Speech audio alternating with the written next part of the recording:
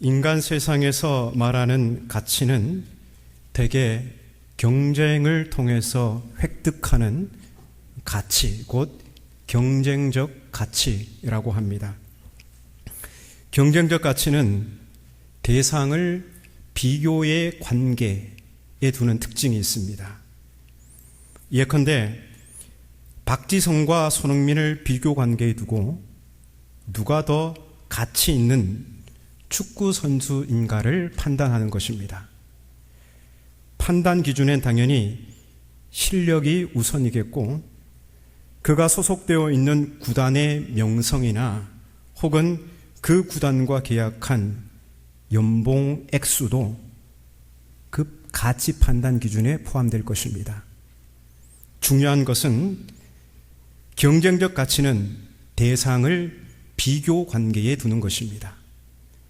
사실 이런 경쟁적 가치는 우리 일상에 너무나 익숙하게 있는 것입니다.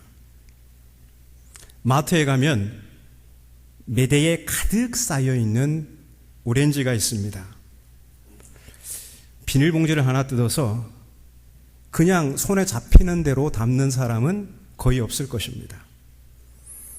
대부분 소비자는 눈을 크게 뜨고 눈동자를 이리저리 움직이면서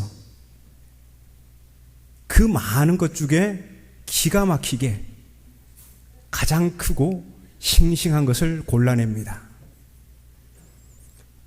그리고 돌아서서도 다시 한번 슬쩍 보면서 혹시라도 내가 챙기지 못한 더 좋은 것이 있는가 마지막까지 확인하고 나서야 비로소 이제 계산대로 가는 게 우리입니다.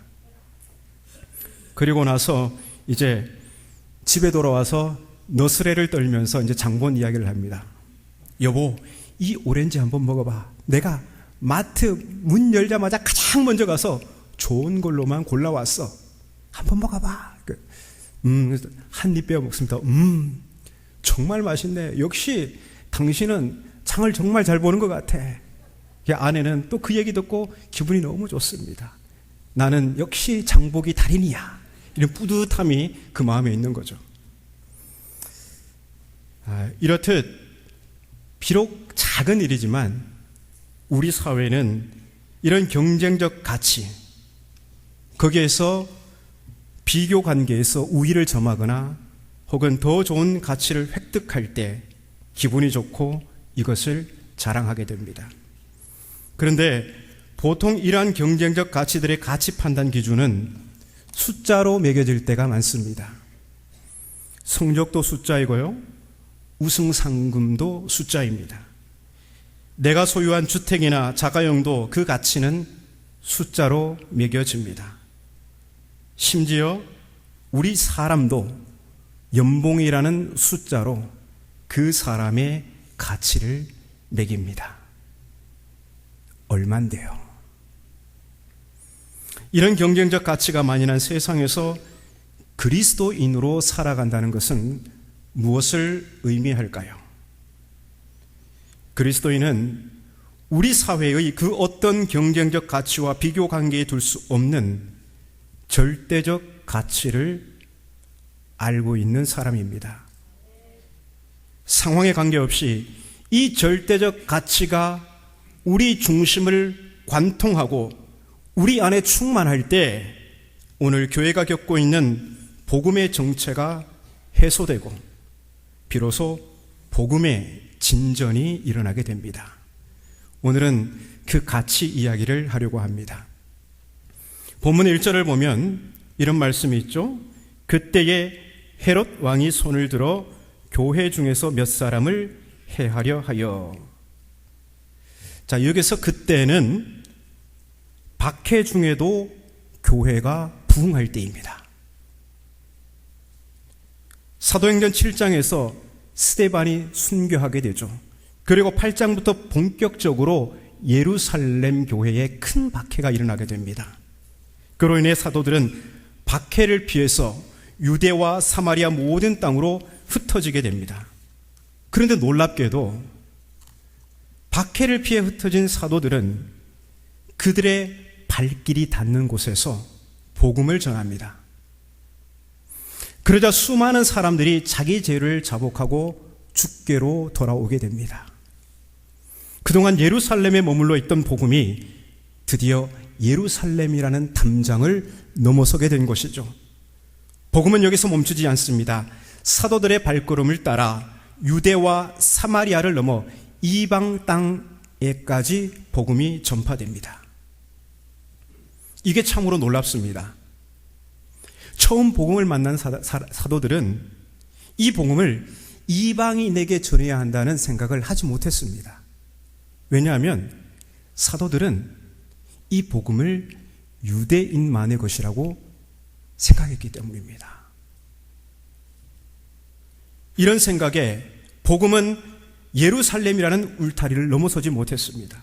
하지만 복음은 전혀 뜻밖의 상황에서 예루살렘 울타리를 넘게 됩니다. 교회가 박해를 받는 상황에 불가피하게 흩어져서 상황에 떠밀려 복음의 진전이 일어납니다. 대단한 선교 전략을 가지고 이방 땅에 간 것이 아니라 박해 때문에 어쩔 수 없이 상황에 떠밀려서 그렇게 갔는데 그곳에서 복음의 확장이 일어난 것입니다. 여기서 중요한 것은 복음은 유대인만의 것이라 생각했던 사도들이 사마리아 땅에서, 유대인들이 사마리아 사람을 어떻게 생각했어요? 그들은 부정한 사람이라 생각했습니다. 이방 사람과 피가 섞여서 부정한 사람이라 생각했습니다. 유대인으로 인정해 주지 않았습니다. 그래서 사마리아 땅으로는 아예 가지도 않았어요. 그런데 복음이 유대인만의 것이라 생각했던 사도들이 사마리아 땅에 가서 또 이방 땅에 가서 복음을 전한 것입니다. 우리가 이렇게 상상해 볼 수 있습니다. 일단은 유대인들은, 사도들은 복음은 우리들만의 것이에요. 그런데 사마리아로 박해를 피해 갔어요. 거기서 사마리아 사람을 만납니다. 이보시오. 사마리아 사람이 힐끔 보면서 당신은 유대인인데 왜 우리에게 말을 건네시오? 글쎄, 내 말 한번 들어보십시오. 얼마 전에 예루살렘에 엄청난 사건이 있었어요. 나사렛 예수라는 선지자와 같은 훌륭한 분이 계셨는데 그 사람이 유대 사람들에게 많은 일을 행하셨죠. 병자들도 고치셨고요, 하나님 나라의 복음을 전파하셨고요, 세리와 죄인들, 창녀들과 함께 그들을 받아들이며 그들에게 복음을 선사해 주셨어요. 그런데 유대교 지도자들이 시기가 나서 로마 권력과 결탁해서 그 나사렛 예수님을 십자가에 못 박아 죽였죠. 그런데 하나님께서 그 예수님을 죽은 자 가운데서 사흘 만에 다시 살리셨습니다. 그리고 하나님께서 그분을 지극히 높이셔서 온 땅의 주님과 그리스도가 되게 하셨습니다. 우리는 부활의 목격자요, 이 모든 일의 증인입니다. 하지만 사마리아 사람 당신이 이걸 알란가 모르겠네요. 그리고 사마리아 사람을 보니까 사도는 놀라운 광경을 목격하게 됩니다. 사마리아 사람의 볼에는 이미 눈물이 흐르고 있습니다. 그가 자기 죄를 자복하고 예수님을 영접합니다. 복음으로 충만한 사도는 그냥 말하지 않으면 견딜 수가 없어서 그 이야기를 꺼냈을 뿐인데 사마리아 사람이 그 복음의 말씀을 영접하고 이방 사람들이 복음의 말씀을 받아들이는 거예요. 어떻게 이런 일이 있을 수 있을까요? 사도들 안에 충만한 복음이 흘러넘쳤기 때문입니다. 그 복음이 자기를 증언했던 것입니다. 그런데 그렇게 복음이 뻗어가고 교회가 부흥하는 바로 그때에 헤롯 왕이 손을 들어 즉 포압적 방식으로 교회 중에서 몇 사람을 헤아려 합니다. 이유인즉 유대교 지도자들의 마음을 얻기 위해서입니다. 헤롯은 로마의 속국인 이스라엘 땅 중 일부를 맡아 통치하는 분봉왕이었습니다. 그의 역할은 제국의 반란을 일으키는 자들을 색출하고 유대인들이 고분고분 로마의 지배체제에 순응하게 하는 일입니다. 그러려면 이 헤롯은 유대교 지도자들과 정치적으로 우호적인 관계를 맺어야 합니다. 그들과 좋은 관계를 맺어야 나머지 유대인들의 지지를 받을 수 있고, 그렇게 자신이 담당한 지역을 잘 통솔해야 로마 황제의 신임을 받아서 그 이스라엘 전체를 통솔할 수 있는 총독의 자리에 올라가기 때문입니다. 그래서 헤롯이 사도들에게 행한 것은 그 어떤 정당한 명분이 있어서가 아니라 철저히 권력을 위한 정치적 행위였습니다. 이러한 헤롯의 정치적 행보는 야만적인 행태를 보이죠. 그는 유대인들의 환심을 사기 위해 요한의 형제 야고보를 칼로 죽입니다. 이로써 예수님의 제자 중 첫 번째 순교자가 발생합니다. 그런데 이 가슴 아픈 사건이 유대인들에게는 기쁨이었습니다. 본문 3절을 보면 유대인들이 이 일을 기뻐하였다고 합니다. 헤롯은 이러한 유대인들의 반응을 보고 곧바로 자신의 정치적 입지를 굳힐 기회를 포착합니다. 그래, 교회의 수장 베드로를 죽이면 이제 유대인들의 마음이 모두 나에게 쏠릴 것이야. 이런 계산을 한 것이죠. 베드로만 제거하면 복음의 확장을 저지하고 교회를 무너뜨릴 수 있다고 생각한 것입니다. 그리고 이 일을 통해 유대인들의 압도적 지지를 받아서 정치적 도약을 꿈꾼 것입니다. 그래서 베드로를 잡아 옥에 가두고 보초병을 든든히 세워서 유월절 명절이 끝나기만 기다렸습니다. 드디어 마지막 날 밤이 되었습니다. 헤롯의 계획대로라면 이제 날이 새면 베드로는 야고보를 이어 예수님의 제자 중 두 번째 순교자로 이름이 남게 될 것입니다. 그 마지막 밤에 베드로는 잠들어 있습니다. 그런데 굳게 잠긴 그곳의 옥문이 열립니다. 누군가가 베드로의 옆구리를 쳐서 깨우죠. 깜짝 놀라 눈을 떠보니 한 천사가 급히 일어나라고 합니다. 순간 쇠사슬이 벗겨집니다. 무슨 일인가 생각할 겨를도 없이 천사가 재촉합니다. 어서 띠를 띠고 신을 신고 겉옷을 입고 따라오라. 꿈인지 생시인지도 모른 채 천사를 따라갑니다. 겹겹이 굳게 닫혔던 쇠문이 저절로 열리고 보초병의 철통 같은 경계도 맥없이 허물어집니다. 드디어 감옥에서 빠져나와 시내 한 거리를 지납니다. 순간 천사는 아무 말 없이 사라집니다. 베드로는 그제서야 정신이 들어서 이렇게 말하죠. 내가 이제야 참으로 주께서 그의 천사를 보내어 나를 헤롯의 손과 유대 백성의 모든 기대에서 벗어나게 하신 줄 알겠노라. 그렇습니다. 베드로를 죽을 위기로부터 구해내신 분은 주님이십니다. 그의 말대로 그를 헤롯의 폭력의 손과 유대 백성의 기대로부터 구출하신 분은 주님이십니다. 굳게 닫혀있는 옥문을 연 것, 겹겹이 닫혀있던 쇠문과 보초병의 경계를 무력화시키신 분 또한 주님이십니다. 주님께서 그분의 권능으로 이 모든 일을 행하신 것입니다.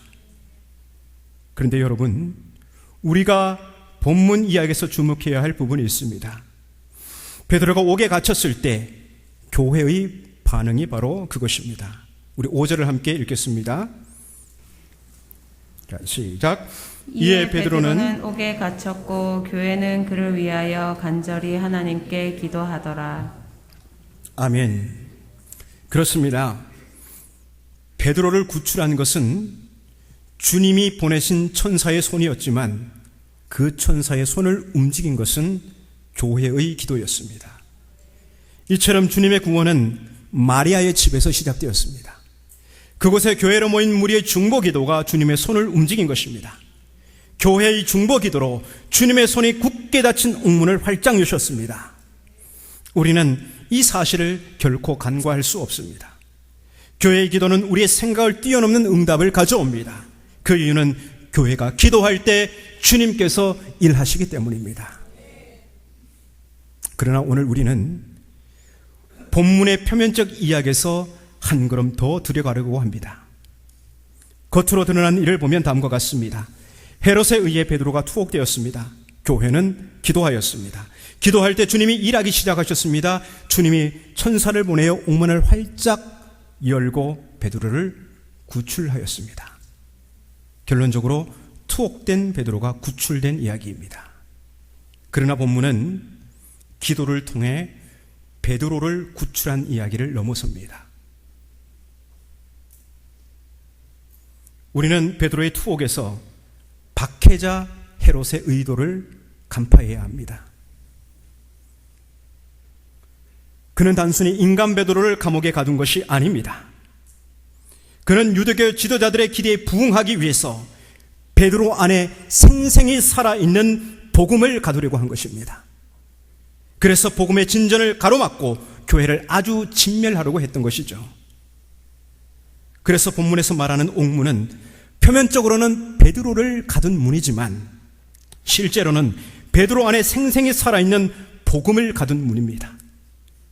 헤롯은 유대교 지도자들의 마음을 얻기 위해서 복음을 전하는 아름다운 베드로의 발에 착고를 채운 것입니다.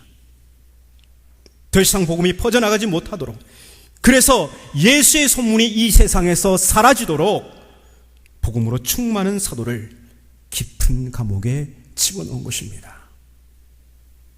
만일 베드로 안에 복음이 없었다면 그는 투옥될 일도 없었을 것입니다. 그가 복음을 품고 있었기에, 그 복음을 유대인들에게 전했기에 그는 그가 품고 있는 복음과 함께 투옥된 것입니다. 만일 그가 투옥되기 전 복음을 부인했다면 그는 이미 살 길을 얻었을 것입니다. 그러나 베드로는 전에 예수님을 부인했던 실패를 반복하지 않고 복음과 함께 고난받는 길을 선택합니다. 어디 베드로뿐이겠습니까? 바울도 그의 심령 안에서 살아 역사하는 복음을 전하다가 말할 수 없는 고초를 당합니다. 그는 디모데후서 2장 9절에서 다음과 같이 고백합니다. 복음으로 말미암아 내가 죄인과 같이 매이는 데까지 고난을 받았으나, 복음이 아니면 존경받는 유대교 지도자로 승승장구할 수 있었는데 그도 복음 때문에 갇힌 자였습니다. 이렇듯 사도들이 박해를 받는 이유는 그들 안에 결코 숨길 수 없는 복음이 있었기 때문입니다. 그들은 예수님을 소문내는 복음의 증인이었습니다. 그런데 바로 그 복음 때문에 그들은 갇힌 자가 되었습니다. 그러나 사도들은 옥에 갇힌 상황에서도 자기 문제로 씨름하지 않았습니다. 바울은 그의 투옥을 염려하고 있는 빌립보 교인들을 향해서 다음과 같은 내용의 편지를 써서 보냅니다. 형제들아, 내가 당한 일이 도리어 복음 전파의 진전이 된 줄을 너희가 알기를 원하노라. 이러므로 나의 매임이 그리스도 안에서 모든 시대 안과 그 밖의 모든 사람에게 나타났으니 형제 중 다수가 나의 매임으로 말미암아 주 안에서 신뢰함으로 겁없이 하나님의 말씀을 더욱 담대히 전하게 되었느니라. 바울은 갇혀있는 자신의 상황에 집중하지 않습니다. 오히려 자신이 당한 일로 인해서 복음 전파에 진전이 있는 것을 기뻐하였습니다. 바울의 투옥이 모든 사람에게 알려졌고 이 사실은 빌립보 교인들을 위축시키지 않고 오히려 주님을 더욱 신뢰하여 담대하게 복음을 전하는 동력을 제공하게 됩니다. 바울은 이 사실이 더없이 기뻤습니다. 몸은 갇혔지만 그는 복음 안에서 진정 자유로운 자였습니다. 박해자들은 복음의 증인을 가두면 사람들이 두려워 침묵할 거라 생각했습니다. 그러나 상황은 정반대였습니다. 오히려 복음은 박해로 인해 예루살렘 울타리를 넘어섰고 복음 전도자의 투옥이 오히려 사람들을 담대한 복음의 전사로 무장시키는 촉매제가 되었습니다.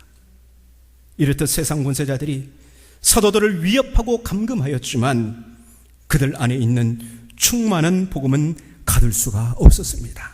그래서 바울은 말합니다. 복음으로 말미암아 내가 죄인과 같이 매이는 데까지 고난을 받았으나 하나님의 말씀은 매이지 아니하니라.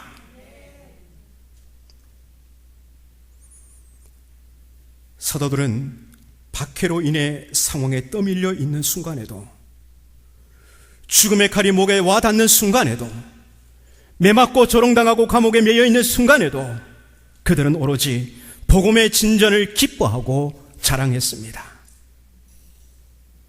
어떻게 이런 일이 있을 수 있을까요? 사도들에게 복음은 자기 목숨과도 비교할 수 없는, 자기 목숨보다 더 귀중한 절대적 가치였기 때문입니다. 이 절대적 가치인 복음이 그들 안에 충만하게 살아 역동하였기 때문에 그들은 박해 중에 상황에 떠밀려 이리저리 내쫓기는 현실에서도 그들에게 충만한 복음을 흘러넘치게 합니다. 이 절대적 가치로 인해 위협과 죽음에 내몰리더라도 사도들은 복음을 위해 당하는 고난을 기쁨이요, 자랑이요, 영광이요, 면류관으로 여겼던 것입니다. 실제 그리스도인에게는 박해보다 더 위협적인 게 있습니다. 그것은 복음을 우리 사회의 경쟁적 가치들과 나란히 두는 것입니다. 풍요로운 이 시대, 모든 것을 숫자로 가치 판단하는 이 시대, 복음이 없어도 만족을 주는 사회적 가치들이 판을 치는 이 시대, 이런 사회적 가치들이 융숭한 대접을 받는 이 시대, 복음은 이러한 사회적 가치들에 파묻혀 우리가 노력하고 의식을 꺼내고 끄집어내어야지, 그 거적을 걷어내야만이 겨우겨우 우리에게 들려지고 보여지고 겨우 우리 안에 와닿는 것이 되어버렸습니다. 오늘 본문은 우리에게 묻습니다. 여러분에게 절대적 가치는 무엇인가요?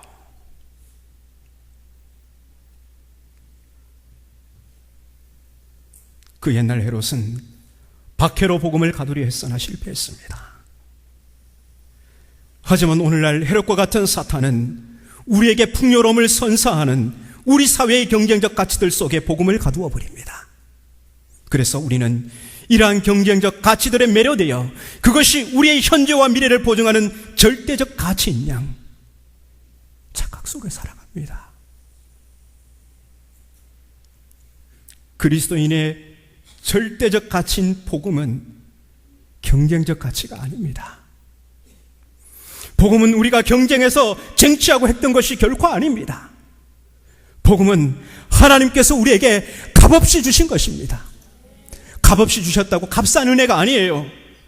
복음은 인간이 경쟁을 통해 쟁취할 수 없기에, 그 어떤 인간의 노력으로 획득할 수 없기에 값없이 주신 것이고, 오직 하나님의 은혜로운 선택에 의해서만 주어지는 것이기 때문에 유일하고 절대적인 것입니다.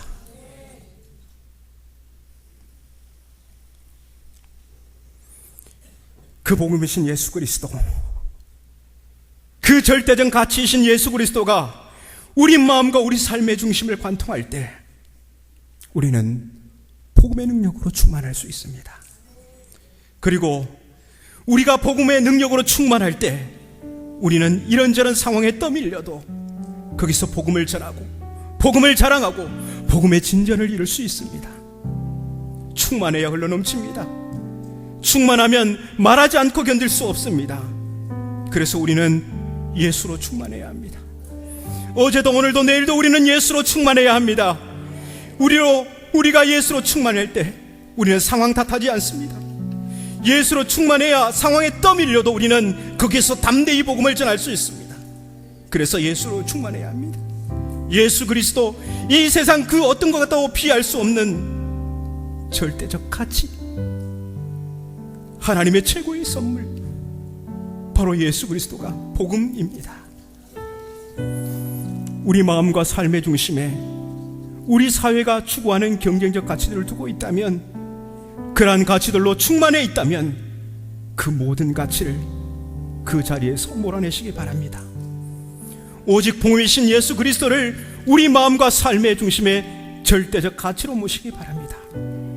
이런 가치 재조정을 통해서 우리 안에 예수로 충만할 때에 우리를 통해 그 예수의 충만함이 이 세상에 흘러넘쳐서 오늘 이 시대에도 복음의 진전이 있을 줄로 믿습니다.